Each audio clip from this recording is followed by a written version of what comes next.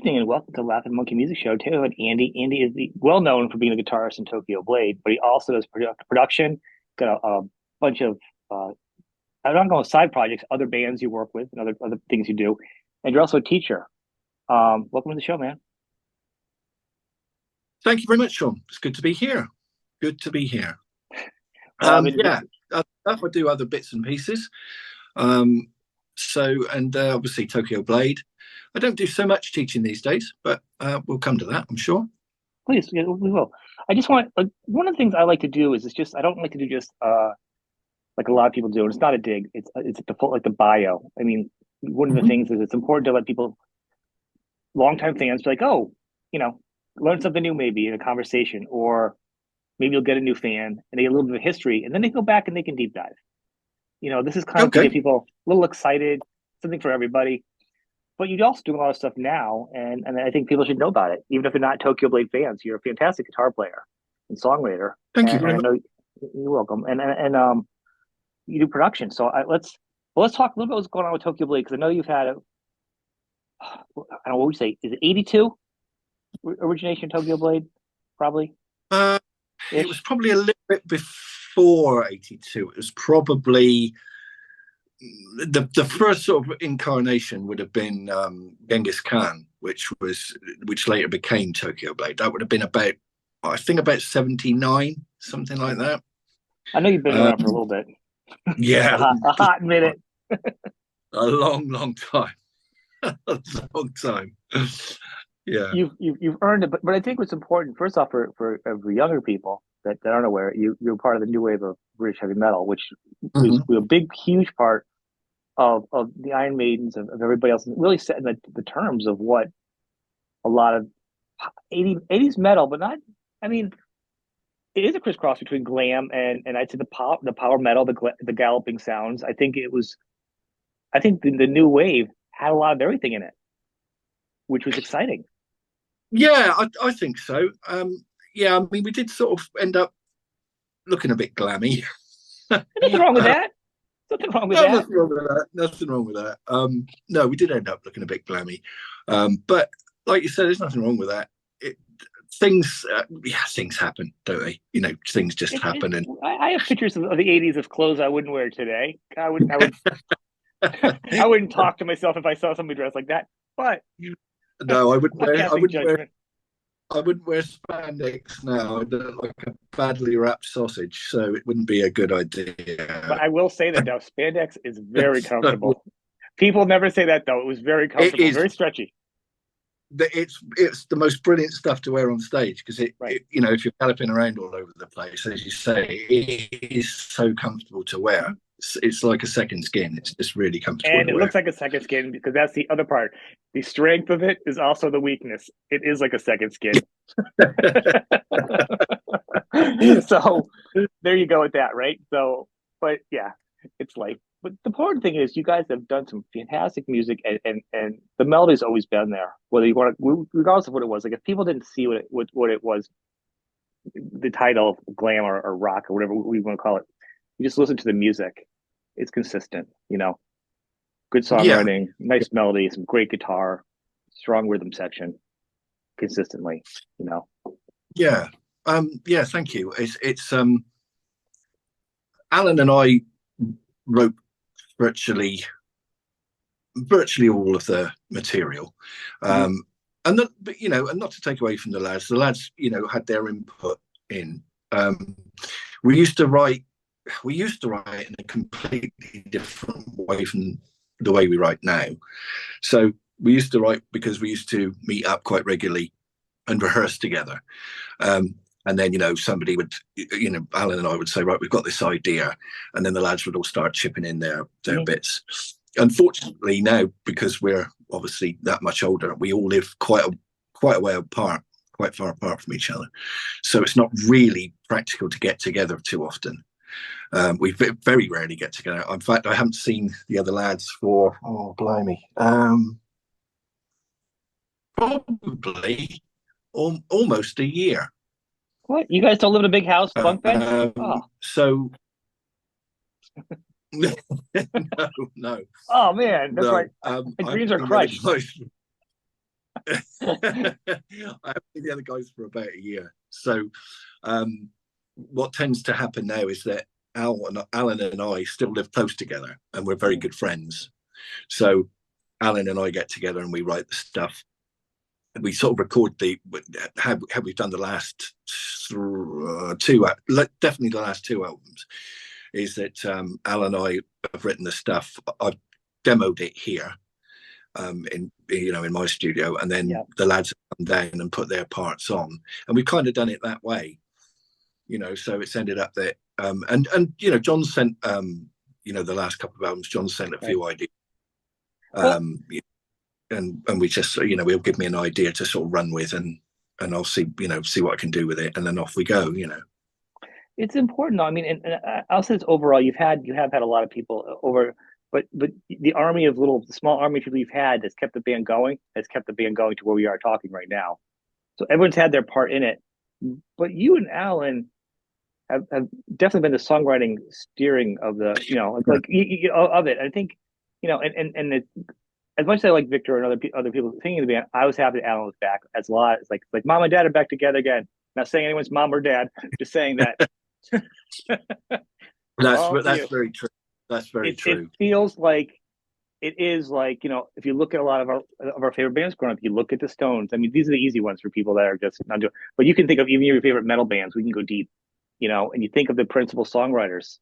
There's something very special, and you don't always get the chemistry. And sometimes you don't realize it until afterwards. Just like any kind of relationship, you don't know what you have, and that connection is worth more than everything else. And you kind of figure out the rest of life around it.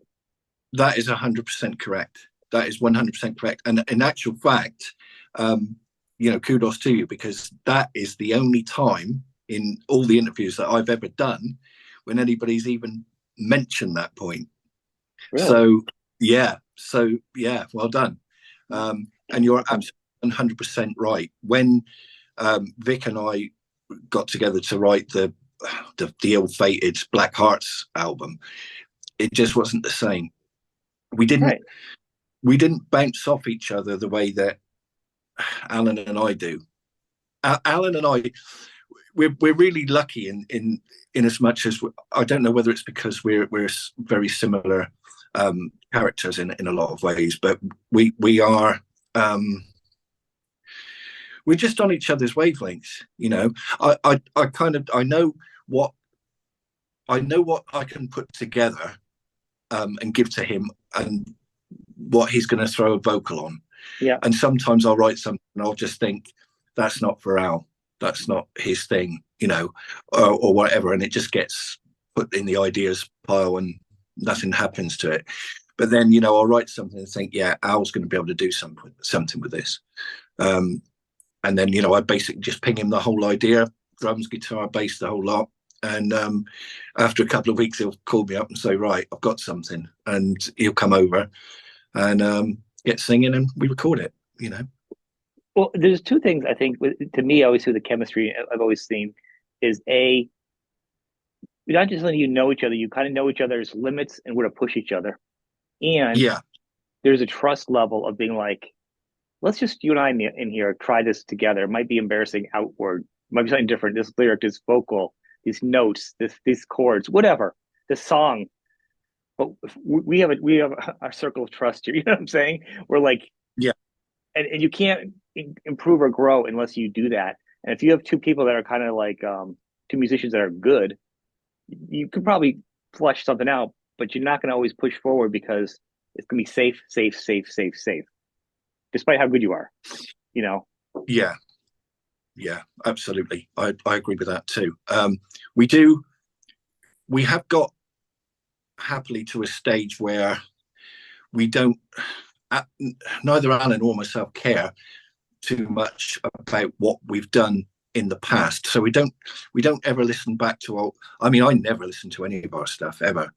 And I certainly, neither of us listen back to the old stuff and think, right, let's copy that, or let's do that, let's do something like it's very rare that we do that, because I thought actually now is that there are some fans that are like the real die-hard fans that have been fans for years that come out with stuff like, oh, they don't, they're not writing stuff like they did on the first album and Night of the Blade. Well, no, but those albums were made in 1985. We've moved on, you know, It was like 30 years um, ago. and we write now whatever we want. We ideas. We've written stuff that is completely, totally unreleasable as Tokyo Blade. Um, Why is that? because we just because it's so we could never release that stuff as Tokyo Blade because people just wouldn't. It would be like AC/DC doing a country album. People would just not buy it. They would be like, "What the hell are you doing?" I Because guess people get you got to people try get though. into a people get into a sort of a frame where they expect a certain type of record from an artist, you know. Um, and when the artist tries to break the mold a little bit and do something different, which creative people do, they don't, I wouldn't want to make the same album 50 times. So you try to break the mold a little bit, from the mold being what you've done in the past. And very often people don't like it. In So fact, what? yeah, it's really true. In fact, a little while ago, we had got together and said, we weren't obviously the first two albums with the technology that was available at the time and the cheap studios that we were in. We hated the sound of both of those albums, and we thought, why don't we redo those albums? With today's production and the fact that obviously we're better players now than we were then. And we sort of got Pete, who runs our Facebook fan club, to put it out, and everybody was like, "No, don't you dare!" Yeah, And we were like, "Really? No, don't you dare! You can't touch that. You can't touch that stuff. You can't redo it." And I suppose it's like the thing I was reading the other day, where Roger Waters is going to re-record Dark Side of the Moon. what? And Alone? well, um, I don't know who. I guess his touring band.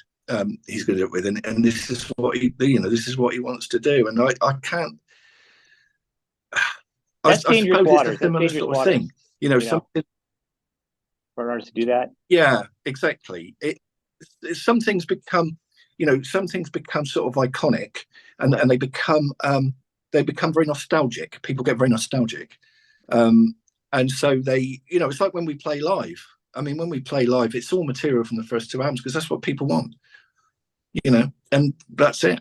And people say, why? You get the odd person that says, why haven't you done something from Fury, or why didn't you play something from That would be me. That Dark would be Rev-? me saying that.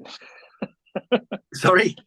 That would be me saying stuff like that. Like, yeah, you got some great new music. Let's keep moving forward. I love the old and I like the new. Yeah, Let's mix it up, man. Come on. and you can see, you can see in the audience, you can gauge the audience's reaction because you look out there and there's this sort of great big sea of people, and they're going crazy for the stuff from the first two albums, and the minute you do something new, they kind of just stand there because they either haven't heard it or they don't know it or they're not interested in it. I don't know. I think it's a So little of both, actually. They're afraid to push through. It was their yeah, heyday. You know what I mean? For music, people don't go any further. Like that's that's true. That like is think true. about when you got music, and I think it's something that came across us talking about the 80s and 90s for a lot of people in our age group, and I'm 52, and like so when a band gets that big, those are the main times. That's when you have extra cash and stuff in your teens and early 20s. But then once you either go to work or college and stuff, then your funds go away and you stop listening. The money to go to as many shows because either you get married or this or that, and then you get back to the point where we are now again in life, where you're a little more settled in. You got a little more funds again. So there's a big dead spot in the career for a lot of artists. And people are like, "Well, I like the old stuff. I want to go back and have a fun time now." Meanwhile, the Yeah, artist has been producing all these years, and they expect you to be the same person that they were when they walked out of the house. Like time froze, you know. And it's kind yeah, of unfair for an artist to have to do that because I'm not the same person I was when I was 18. You know, you should have to be. I wouldn't. I'm not going to do the same things now. I wouldn't write the same song. Would do the same thing with perspective. You've had what I don't know, 30 years, whatever, how many years of knowledge and growth Why would you write the same thing? You can respect it. It's a great, there's some good stuff. It's fun. It was time stamped and of it, but you don't copy because it's not that anymore. Um, That's always been, you that's always been our argument is that we've always said, well, we don't want to do the same stuff anymore. And frankly, we don't make a penny, we don't make a bean out of selling albums. So yeah, it's not like we've got to struggle to please everybody so that we can get a bit more cash in our pocket, because we don't make any money from it. yeah, So we do it for the love of it. So if you're going to do something for the love of it, then love what you're doing. yeah. Yeah, It's it's important that you do that though. I think that's something you think that Noah would like. Make it a digital download and say, here's some other sides of Tokyo Blade. We're more than that. At this point, it's you. I think that, I mean, look at early on, Metallica is one of the guys that we started out. Look, Metallica did Lulu. It opened the door for other bands to stuff that fans don't want to hear. yeah, yeah, Now, yeah, I love Metallica, and if Lou Reed wasn't on it, it would have probably been another good Metallica album. That was yeah, just not a mixture. But I'm going to tell you what, though, I will defend to my last breath that they had a right to do that album as artists, and they should release whatever they want. absolutely, And in the absolutely. same breath, I will say I can't listen to that album. I mean, the stuff that Al and I have done that isn't suitable for Tokyo Blade, it will see the light of day As it in should. some form or another. It definitely will, because it's stuff that we've written, it's stuff that we've enjoyed writing, and we very much enjoy working together and creating together. It definitely will see the light of day. And it'll probably be, I don't know, it'll be out under Bolton Marsh or something. I was going to say the same thing. I And feel we'll, like we'll it's just, a name, yeah, mix up like that, kind of for the fans yeah, to recognize you at least, you know. yeah, yeah. And there, obviously there will be people, there will be some fans that are like, what the hell is this? But, well, we don't really care. Well, then that point, arguably, I'll say that's a different kind of fan. I mean, that's somebody like a fan of those two albums or those two this. I mean, you're not gonna get past that. You know what I mean? A Oh, no. fan, a fan of an art. Like, if you're a true fan, you're gonna support what your band does. You say, yeah, they might not like it, or you might do a new album now they don't like, but you're still a fan of the band. And to disparage Yeah, your band or whatever is not so cool because I mean, you're somebody you're trying to be somebody different. You know what I mean? It's like walk in the yeah, same factory every day for 30 years and not expect things to change or employees to go or everything moves forward. You know what I mean? You can't be that scene in Napoleon Dynamite with the uncle by the lake throwing the football. You could have been something. You're not that yeah, guy. yeah. I mean, the the first two albums were such enormous sellers that it's obvious that a lot of Blade fans have never sort of really got beyond that. And so that's there's still the demand for when we play live is material from the first two albums. But from our point of view, it's really frustrating because you think, oh God, this song again, and you get sick and tired of it. I mean, it's like Ozzy Osbourne playing Paranoid for the billionth time. Totally sick of it, but he knows he's got to do it because that's what people want. I'd let him get away with not playing that again. I love the song, but there's so many other good songs. That's the other problem when an artist has a lot of good songs. Some of the ones that have been tried Yeah, a few times, I could do without. You know what I mean? I can hear them on yeah, a record. There's a lot of songs I'd yeah, like to hear live that I just never hear live from artists that are yeah, kind of treats, yeah, you know? yeah, Um, and that's the thing, you want to get to a point as an artist where you can do two different nights full of material and you have an audience that will let you just mix it up and you don't have to repeat yourself. You could do the album Tokyo Blade, one night it's Tokyo Blade, whatever album. The next night you'll do a mix of the hits and our new stuff. You know what I'm saying?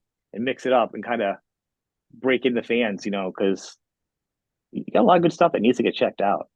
And that's part of the goal of this show is like just some good material you guys have recently. You sound great. Alan sounds great. You sound great. The band's thank kicking. you. Yeah, There's, I think there's live footage out there. You guys sound great. we're really pleased with the stuff that we've done. In the last sort of, I don't know, I guess the last sort of 10 years, we're really sort of pleased with what we've done. And there's another one in the pipeline at the moment. Hopefully it will see the light day. We just keep going. This is what we enjoy. But that's the thing. When you're a creative person, it's your blood, it's your lifeblood to create, and you just create, and that's what you do. And I think that you get people that aren't You know, I've got friends that aren't musicians who are like, "Why'd you bother?" Because they don't get it. Why have you spent all this money on this and you know all this money on studio stuff and all the rest of it? Why do you bother? You don't get anything out of it. Well, no, but that's not why we would do it. You get It's everything never out been. of it. Sorry. You said you do, but you get everything out of it. It's like people that like, why do you have kids? It's exhausting. You're broke. You're tired. Whatever. You're like, for Exactly. some people, you're like, Exactly. you don't get it. It's something. It's in here. Something you're not going to take with you when you go. There's something your body needs. Your soul needs. You know. And if you have to explain it to them, Exactly. Exactly. You do it. Yeah, exactly. It's like the old saying, if I had to explain, you wouldn't understand. And that's pretty much bang on, really. If you're not a creative person and you're not of that ilk, you'll never understand any more than I can understand them for the things they do, you know. right? Um, just it's just the way it is, you know. You have to always keep creating. I get that way. I have to always be doing something, some kind of project, something. I got to keep moving. I gotta can't rest on that. I'm like, oh, that was cool, but I move forward. I don't feel like that defines me. I couldn't say that's good and always feel good about that forever. Like I'm like, yeah, that was like a while ago. What am I doing now? Yeah, What am I working on now? You know? yeah, yeah, absolutely. I mean, that was the thing with the first two albums, is that we were quite keen to do that. You know, we Yeah. thought, oh, that'd be really good. You know, redo those albums with a decent sound, decent production, you know, and a real fresh sound to them. And Pete put it out to the fans on Facebook, and they were like, it was like an overwhelming, no, no, no, no, no, no, do not touch that. Wow. Don't touch it. Don't read it. And we were like really surprised. We thought, oh, you know, the fans are going to love that, but it didn't go down well. Hey That's ho. kind of crazy. It's like I guess it's like being a boxer. You're only as good as your last fight to some of the fans. Like as much as they remember you, you know, at that time. Uh, but what other things? So let's talk about some other things that fans, some of the work that you're doing that people can get involved with. You know, you do production work and stuff. Like, what other stuff are you doing that other people can be aware of and reach out to you? You know? Well, some time, well, quite a long time ago, a guy got in touch with me called Adrian O'Shaughnessy, and good, you know, friend of mine from Ireland. We became friends. He got in touch with me because we were initially looking for a vocalist for Tokyo Blade when we first reformed, purely because we didn't think that Al would be interested in doing it anymore. And that didn't come to anything, but he's got his own kind of studio set up over there. And he said, well, look, are you up for just writing some stuff and we'll do some stuff together? I said, yeah, absolutely, 100%. So we've done, well, we're on the third album now. The second one's finished, but we haven't got a release for it. The first one was called Valley of the Kings. The second one is called Native Sons. Well, we don't, again, as I say, we don't have a release for that. And whilst we've been waiting to see what we're going to do with releasing that, we've started work on a third, which we're probably about 3/4 of the way through, I would think. So that's, you know, that's interesting stuff. That's it's different from, it's a bit different from Blade. It's in some places it's, well, I suppose it's kind of got my sort of stamp on it in some ways.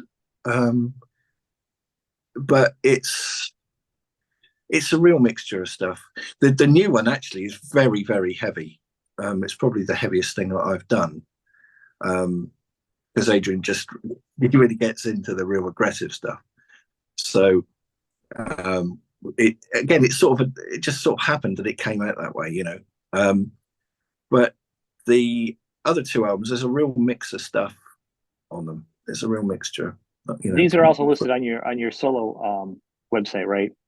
I'll post both of them because you have your own website also, not just Tokyo Blade. I do have my own website. I've got my own website. I've got the Last Renegades website, and the Gillen and the Villains website. Yeah. And I don't do anything on either of any of them because I just don't get time. So they're all badly out of date. There is some of the stuff is up on the website, you know, for people to check out and listen to. That's just the first album, Valley of the Kings, at the moment. Yeah. It's up on there. Well, we'll be able to direct people to check this out that are interested. And then, of course, there's the Gillen and the Villains St. Chris, was another www.lastrenegades.com. gmail.com, I think, Okay. is that one. Chris Gillen is a very good friend of mine from Detroit, who, again, was the vocalist for Blade for a while. We did the Brazilian tour with Chris. Well, South American tour. It wasn't just Brazil, but the South American tour with Chris. It, and we did a lot of European dates with him, but it was never going to work because just the distance involved and the traveling, and it's so expensive to get Chris over from the States. Yeah. But we ended up doing an album together, just called Gillen and the Villains. Mm-hmm. And that's a good album. That's a good album. But I don't think Chris and I will ever do anything. I don't think there'll ever be a follow. So I enjoyed doing that, and we did that. We mixed that at Abbey Road, which was fun because cool. It was just so nice to be in Abbey Road and just the history of the place. Fantastic. So yeah, there's stuff that I do sort of on the side. Basically, as long as I keep busy, that's I think a lot of those things you mentioned are actually linked to your Andy website, so that'll be here, and from there they can jump as a jump off point to some of those other ones. Yeah. I just want to be able to give kind of people an idea to check out your other stuff too. As I said, I'm open to having artists, people check out other things the artist did. Things you've done past 1985. Like let people be aware there's other stuff going on that aren't following you. Yeah. Like, I've been doing stuff. Yeah. Yeah, I'm not dead. I'm not dead quite. Right. But, and then I've mixed a couple of things for other people just lately. I've got into a little bit of that. So nothing serious, nothing big. One of them was a blues album for a very good friend of mine, and I mixed and mastered that for him. So yeah, I've got into a bit of that. Still finding my feet a bit. Sorry? Are you open to that for people to reach out to you for bands? Is that something you will do? Yeah, for mixing. Yeah, absolutely. Okay. And if anybody hears any of this stuff and thinks, that I've mixed and thinks we'd like our album mixed, send it across. Right, let's talk. So it's mixing and not a studio recording. You're doing mix. You'll do mix downs. I do mix downs. Yeah, so I do that. I've only just gotten into mastering, so I'm still finding my feet a little bit on that. Like everything else, I do all of this stuff because, well, one is the main reason really is budget. Because if you're producing your own stuff and you're lucky enough to have your own studio, it's great. But if you've then got to fork out money and you're not getting any money in from right. Album sales, and you've got to fork out money for mixing engineers and mastering engineers, you just can't do it. So you have to, like everything else in my life, I've just had to teach myself to do it. I mean, I've been mixing and recording for a long time, but it's only the last sort of 7 or 8 years, I suppose, that I actually got the confidence to mix and actually mix something for a commercial release. And I was really glad I did. And it was, basically, Al listened to, we were listening to some of the stuff, and I said, right, now we need to get it mixed. He said, why don't you do it? He said, because it sounds great. What you're doing sounds great. I said, well, I don't know, it's I'm just a little guy. No, we should do it. And, I'm glad I did. So after that, there's 1, 2, 3, 4 albums that I've mixed for release worldwide, which, I'm pleased about. I'm really pleased with that. That's awesome. And it keeps me busy. I think it's neat is when we were growing up, a lot of producers and people in school, they listened. It was like the first generation is they learned as things were being invented in the studio. A lot of earlier producers were inventing stuff for the studio, which is kind of cool. Yeah. And a lot of those guys were the producers that were doing stuff like your bands and a lot of the bands, 70s, 80s, into the 90s. Those are the guys that had become legends because they had experimented with all types of music, invented things, been everywhere, guns for hire. They weren't the big guns at the time. But what's really interesting, obviously there's school for recording and stuff. I actually went to school for it at one point in my life. Mm-hmm. And my teachers actually were teachers that were actually worked on other albums too that you knew at the time. So it's kind of cool. But to that point, on a bigger level though, artists like you were in the studio working with these names, and then you worked with all these different professionals that were known, different styles. And Hmm. now we're at a point now where a lot of the artists can produce their own albums, or they know what they want at least, or they're 75% there because they kind of went to school with all their favorite producers or video engineers. You know, if you the ones that were paying attention sober, the ones that didn't just hit the studio and leave and get messed up, the ones that hung out in the back and were interested in it. A lot of these guys are doing stuff now. They're like, oh yeah, I can do all my stuff now, like because they were sober and they showed up and Yeah, worked. they showed up. That's a very good point. Another major benefit of it is that when you've written it, when you've given birth to a song and it is your baby, you know exactly how you want it to sound. You don't necessarily want to trust somebody else to mix it because they probably almost certainly won't mix it exactly like you want it. And the other thing about that is that what mixing engineer is going to devote the time and the passion to, they're on an hourly rate. These guys Right. are on an hourly rate, so they're going to be doing whatever they do. Now, of course, I'm not detracting from any. I wouldn't. I'm not putting down any professional mixing engineers because these guys are really good, and they whip sounds together in within 30 minutes. Right. And it takes other people that are doing home mixing generally longer, but then and you can get lost in it too. It's very easy to get lost in it where you mix it and you listen to it and you think that's great, and 2 days later you think, oh, I could just change that, and then another couple of weeks go by and just change that bit, and you can get to the point where it's sometimes difficult to put it down and say, right, that's it, it's done. I'm not touching it. That's it. It's finished.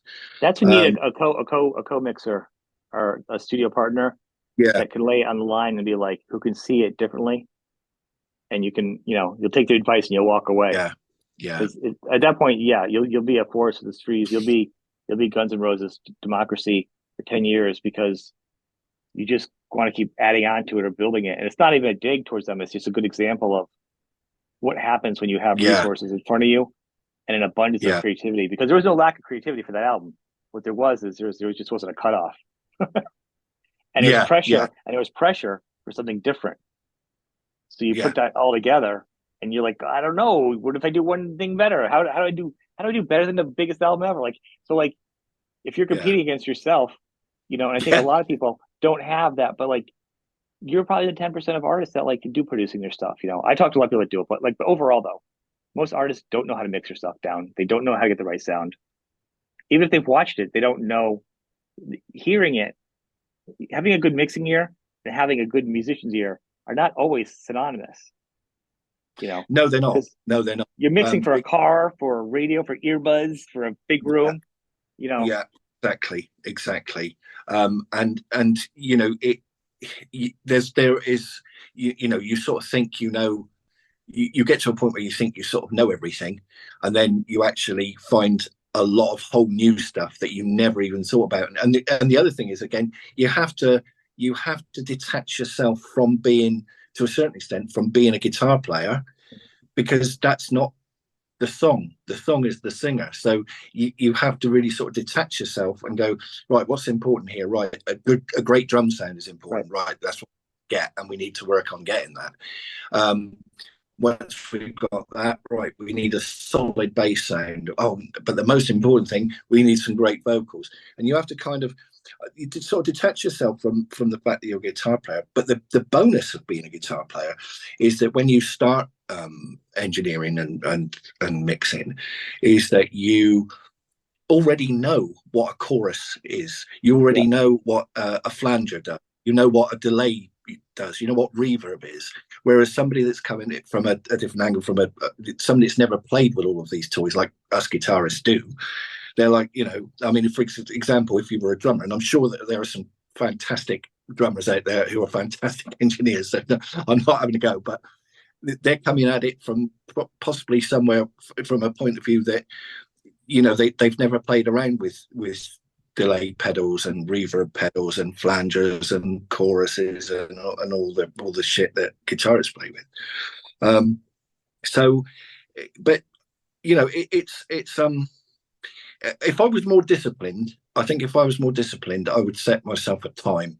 I would say, right, I'm going to mix this song and I'm going to spend no more than 2 hours on it, and that's That it. sounds like a really good exercise to do, like a really good, exercise to keep to do this though, as anybody as a producer to kind of, you know, to tweak Yeah, I yourself. mean, I was watching something the other day with a guy, a mixing engineer, something on YouTube, and it was a mixing engineer, and he actually said that he got to a point where he literally went out and bought a timer because he wanted to just stop this trap that you fall into where you're constantly revisiting the mix and tweaking and adjusting and tweak, and then you start to lose sight, and then you listen back to the mix and you think, I don't know whether that's better than the first one. I think the first one was probably better, and you can get really caught up in that. It's There's definitely a danger in that, and I think to me, I actually think of 2 points. Like the first part when you see with the studio is like it's important you are actually you can step away. Being a guitar player, you can step away. It's like being a film person. Like why Spielberg does good movies is you have to step away from it. You have to just watch the film and yeah, the story. Like Spielberg can do probably do way more things than he does in a film, but he doesn't because he steps back and he honors the film. What is a song but an audio film? The words obviously exactly. aren't working together, but it's an audio journey. So you need to step back from the one specialty you do, and you need to look at the big picture, which is generally this song, and it's also the production and how the production works with the song. Because good production on a bad song, bad production on a good song is horrible. It's a crime, you know. Um, and with musicians, I think I Yeah, wouldn't want to have a producer that couldn't play an instrument. Like, look at some of the best ones. Ted Templeman was in a band. He knew harmonies. He could put Van Halen's vocals together. He yeah, was doing, Linda Ronstadt. Like, you're already coming into it with a skill set of songs and songwriting and the production. You're only able to take the best out of a band. It's like going to a tattoo artist that has no tattoos. And I actually knew a guy that was like this. He had no tattoos, and he's like, I don't want the commitment. I'm like, then I don't want you doing tattoos if you're afraid of doing a commitment of what you do for a living. Seriously, I was like, are you insane? Is this for real? Literally, no tattoos on. And tattoos are for everyone. But my point is, if you're gonna do something, you really got to kind of be involved in it. You know what I mean? Like a lifeguard that doesn't swim. You just gotta, yeah, you know, yeah, you yeah, know, yeah, definitely, definitely. what is your commitment to Uh, the situation? I think it's fantastic. You mix your own stuff. You exactly. know, so I Yeah, want people to. it's more it came about more by sort of, well, as they say, necessity is the mother of invention, and it was certainly the case with that because, you've got no budget, and you think, right, well, we've written this song, we've got to record it somehow, and we've got to mix it. I guess I better learn how to mix it. So that's how you sort of get into it, really. Well, if you look at, I mean, Uh, it's kind of the world is. If you look at the scale, the big picture of music and the way the world's gone, out of say 95% of the bands don't ever get to record and have no budget. And then the other guys, which puts you there, you got another 4% that doesn't have the budget that you would like to have to do the full project.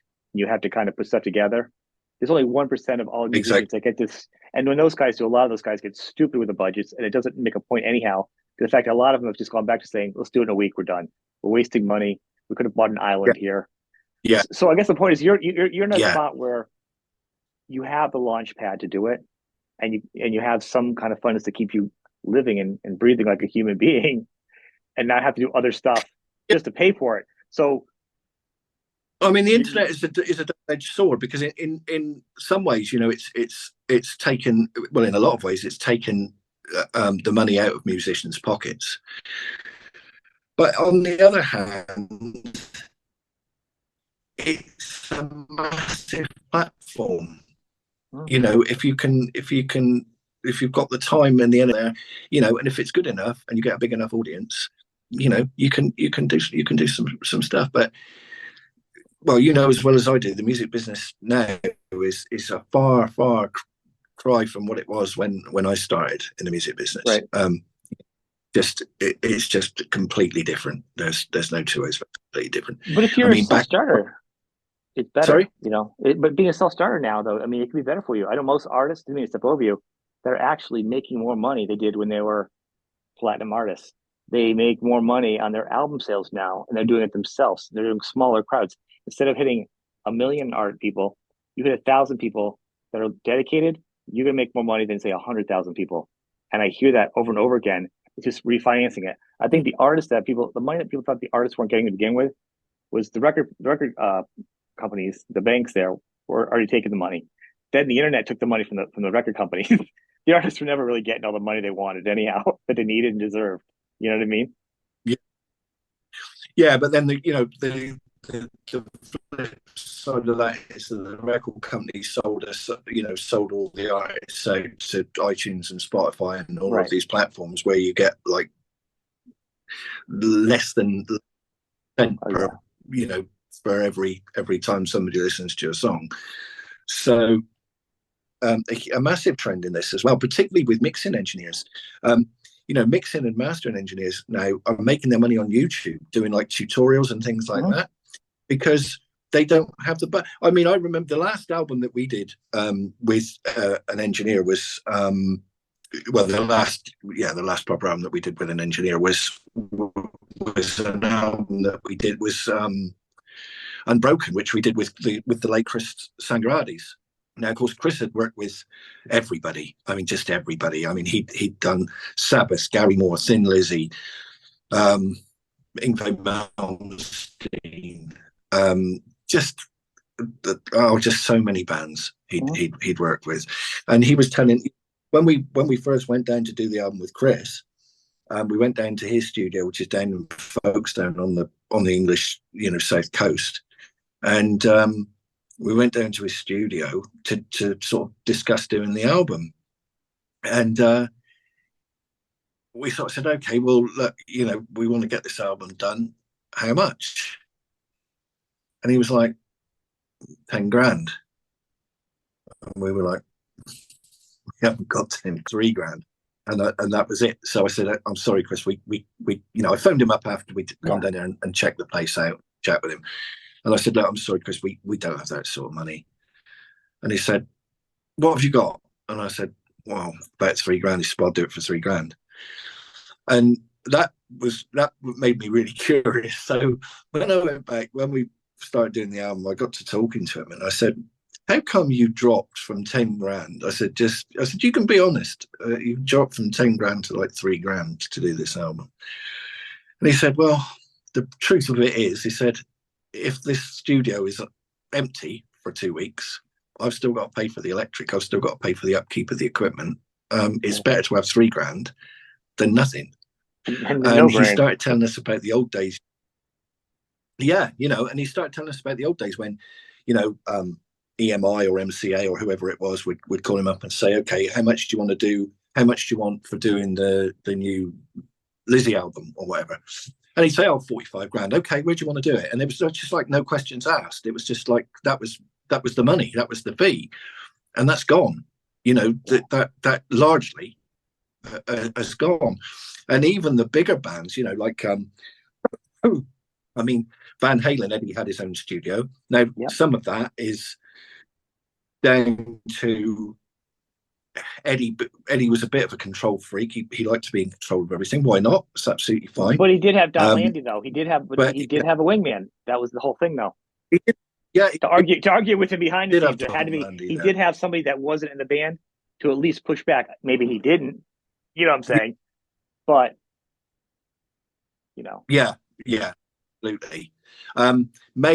Maiden, Steve Harris has got his own studio. So a lot of the bigger bands have invested in a studio to do their stuff there. Now, of course, many of them, the bigger bands, they've got, like Eddie had Don Landy coming in. They've got engineers that come in and do it. They don't sit there and twiddle the knobs, but they've got their own studios. And for producers and engineers, the ass has also fallen out of financially. So they're doing, everybody's doing what they can to keep their hand in the game. and it's like, if you've got a bit of money coming in, with these guys, if they've got a bit of money coming in from YouTube, and they're doing like an online mixing course as well, and they get a bit of money from that, and then they still do the odd mixes for bands and mastering for bands, they've got a living. There's a living there. Yeah. So they've diversified somewhat, which I think is the key in the music business now. That is the key, is to be a little bit diversive. I did it purely because we just couldn't afford it. I couldn't afford to get anybody in to do it, so that's why I started doing it. It wasn't like an ego thing where I wanted total control of my song. I wanted it to sound exactly. That wasn't the intention from the get-go. It's a side benefit, a bonus of doing it for myself, but it wasn't the intention. It was literally, well, we haven't got the money, we haven't got the cash. Which is like got a lot no of people label nowadays. support. Yeah. But the production, and we're lucky. Thank you. I mean, we've been very lucky because we have still got, because of the longevity of the band, and the fact that we've been going all of these years, then we still have a label. We still have somebody that will put out our product because they know that they'll sell it. Mm-hmm. Because the older fans, they like myself, they've got a record collection and a CD collection, and they want that. If they're a fan of the band, they want that in their collection. They don't want to be, missing an album from their collection. They want it in their collection. Yeah. So we've been sort of fortunate like that. Still don't make hardly a bean out of it, but at least we've got a label there that puts the music out. This doesn't cost you, so not in the negative like some bands. At least you're you're creating without being in the negative. Exactly. At least if I hand the product over to them, they're going to put it out. Very cool. So you're I'm sorry. So yeah, that's good. You have the label support. I mean, it's important. I'm glad. It's needed. Especially to keep you going. Without definitely. So there is hope for an album or two. Well, you would. Sorry. So there is hope for an album in there. Maybe Yeah, for sure. For sure. There's definitely going to be another Blade album. Definitely. It's more or less completed, except we don't have the other guys on it yet. So, but the songs are all done and it's recorded. So you think it's 23 or 24 release? You think at this point? I would think it would, if the other guys still want to get involved in it, I would think it would be 24. Yeah, I mean, because you're in the early quarter, 23 already. So, I mean, yeah, it would be too much of an ask to get. If they are interested in doing it, it would be a big ask to get them to learn all those songs and get down here to record them all in a short space of time. They would have to give them a bit of time. I mean, I think we got about something like 12, 14 songs ready, good. Because we keep going. That's the thing with we've got nothing better to do with our lives, so that we just keep going. So we just keep trying out ideas, Well, that's really good news. I want to thank you for coming on today. Appreciate it. I always wanted to talk to you. Been a fan of your older stuff and your newer stuff. No problem. I think some of the new stuff is great. And I hope, you. and I hope. Thank you. You're very welcome. I hope that some of these people. I apologize so much. I think there's a cutout. I think I over talk you. I mean, I think there's a delay. I hope people check out your newer stuff that haven't been, the older fans, and kind of say, all right, we love Deep Purple, Mach 1, 2, and 3. We have our favorite versions. Yeah. There can be different levels of we can have, okay, I like this. It's just two different, you do have two different versions. Tokyo Blade then. Cool. You have two different ones then. Twice the bands, It doesn't have to be the same thing without taking away from the band. Check it out. No. That's for sure. I mean, Tokyo Blade has been my main focus, obviously, but the other stuff that I've done, I've really enjoyed working with it. I just enjoy creating. I can't. It's difficult to find people that can keep up with me, really, because I just keep churning it out. But I just love it. It's what I've done all these years, and that's what I'll continue to do until I'm too old to do it at all. Once Yeah. I can't move these anymore, Yeah. I'll stop. Well, I want to thank you. People, check out the Tokyo Blade website and in Andy's website. Both of them are going to be below the show and the link on podcast and YouTube. And check out the different projects he has. And then, we'll be waiting for the new album. Andy, I want to thank you for being on the show, Thank you man. It's very been much. great. Thank you.